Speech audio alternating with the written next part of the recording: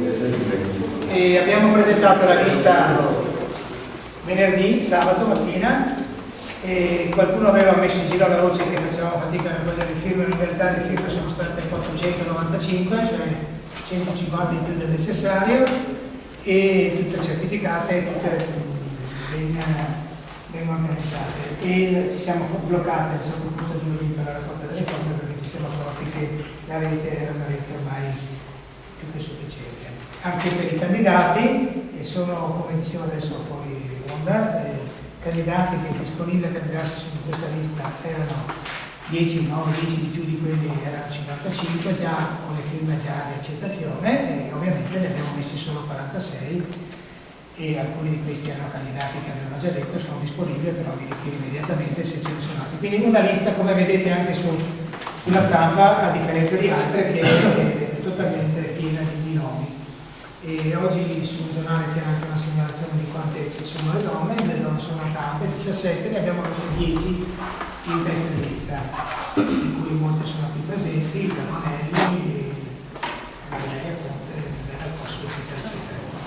E questa rappresentazione ha il senso di segnalare intanto la qualità dei candidati e delle candidate, e poi darò la parola a Michele Bortuzzi, che è il capolista di questa lista, per conto dei radicali, e anche alcuni elementi del programma. Parliamo prima un attimo dei candidati, velocemente. Candidati, appunto, la presenza è una presenza molto ma molto significativa. Segnalo soltanto alcune persone magari che non sono più presenti. Luciana De Fanti, maestra di danza, che è notissima a Mestre e a Venezia, coreografa, animalista, che quando le è stato chiesto se entrava nella nostra lista ha detto ci penso una notte, e il giorno dopo ha telefonato sono felicissima di aver detto di sì. Cioè, questa è la frase che mi ha detto, sono felicissima di dirti di sì. Entrare nella nostra lista non è gratis, cioè chi entra in certe liste ha dei vantaggi, chi entra in altre liste ha dei svantaggi, chi entra nella nostra lista sicuramente ha dei svantaggi, sicuramente, perché siamo fuori dalle due sacrestie, perché siamo visti come persone che rompescatole, e quindi entrare nella nostra lista vuol dire mettere la propria faccia per un programma che è molto chiaro e che non è il programma degli affari, anzi è il programma contro gli affari sporchi. Questo sarà il simbolo, sarà il nostro manifesto. Basta sporchi affari.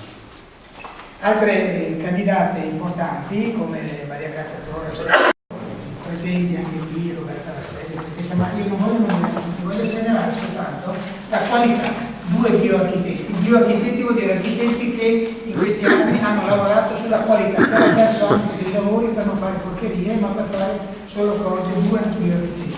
3 guide naturalistiche, una delle quali è stata responsabile dell'UF per 10 anni, Venezia, Giuseppe Borziello, e un'altra che è Stefano Morella, che gestisce metà delle rose di Valle Averto, cioè siamo veramente all'interno del più puro ambientalismo, ecologismo, eccetera.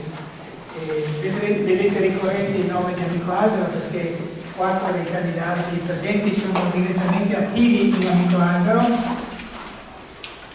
come Francesco Brunello, come il sottoscritto, come la Roberta e come Luca Mampin, che è il presidente di Albero, ma anche tanti altri sono di questo, c'è scritto a fianco a carta Venezia amica degli altri, perché questo è il nome di tutta l'associazione Amico Albero, che entra solo una piccola parte, perché Amico Albero ha oltre 350 iscritti. Poi ci sono presenti giovani, come Ivan Bernello, per culturali, giovani che eccetera, che su questo programma hanno messo la loro parte, c'è una parte specifica proprio relativa ai giovani. Ci sono associazioni altre che non sono ambientaliste, come Essere Insieme, con il suo presidente Pietro Giangaspero.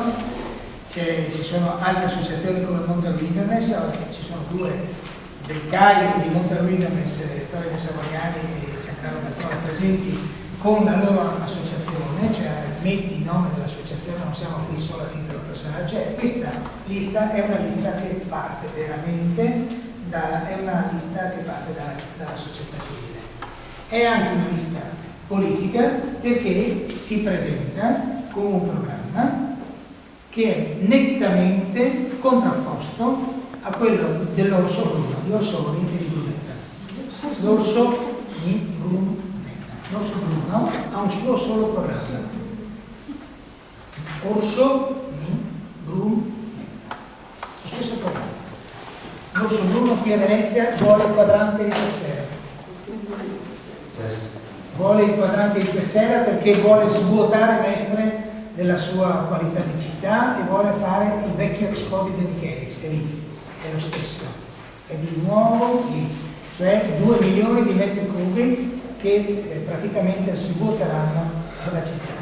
Vuole la sublagunare, una bestemmia, andare a Venezia come le pantegane, sotto la laguna. Questo è il programma dell'orso bruno, che si trasforma in pantegane in questo caso. Una bestemmia economica, perché non si regge, la pagheremo noi come stiamo pagando il Mose, una bestemmia ambientale, perché spacca il caranto della laguna, una bestemmia trasportistica, perché non ha nessunissimo senso infilarsi sotto la laguna per arrivare a Venezia. Le nostre proposte, attenzione, ci sono 36 proposte, una di queste, la più facile da attuare subito, un treno navetta ogni 10 minuti da Mestre a Venezia. Altro che la sublagunare, cioè la metropolitana di superficie che aspettiamo dal 1992. Il sottoscritto era assessore in trasporto perché l'ambiente del 92 regionale ha portato il progetto preparato non da me ma dalla via Sartori del 99 a Roma. Dal 92, dopo 18 anni, stiamo ancora aspettando. Il primo punto che si poteva fare subito è il treno navetta Venezia-Mestre. E questo già risponde alla domanda collegare Venezia velocemente a un Mestre. E si può collegare velocemente anche via acqua. Noi scriviamo nel programma la parola bestemmia che non si dice mai, overcraft, che vuol dire un battello piatto che non fa onde e che funziona come elica a vento. Overcraft c'è nel programma.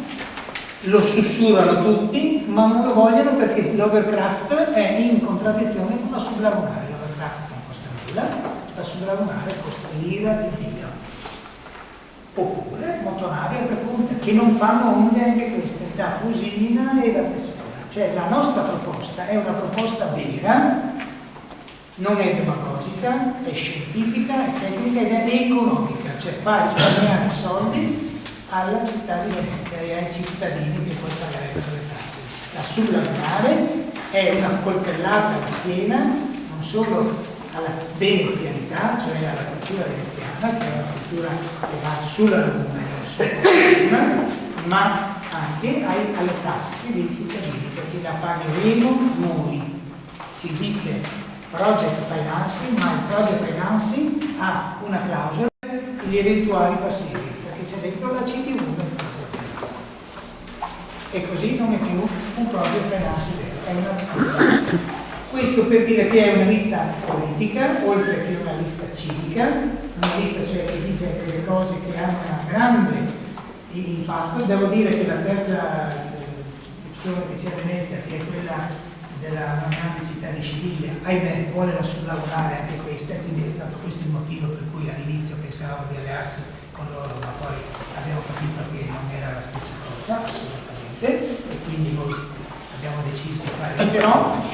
Però abbiamo un grande appoggio, che è l'appoggio dei radicali. Vi parlo di Marco Pannella in prima persona, che con una telefonata di mezz'ora presente Michele Bortolozzi mi ha tenuto mezz'ora per dire ufficialmente ti darò il massimo dell'appoggio, verrò a Venezia a fare le campagne elettorali per voi, metti il nostro capolista della regione, capolista anche a Venezia, metti il nostro capolista della regione Vicenza, che si chiama Corrado Cortese, docente di architettura, ma ormai vicentina è capolista della lista IDE, che in questo momento non si sa se sarà presente dei radicali a Vicenza.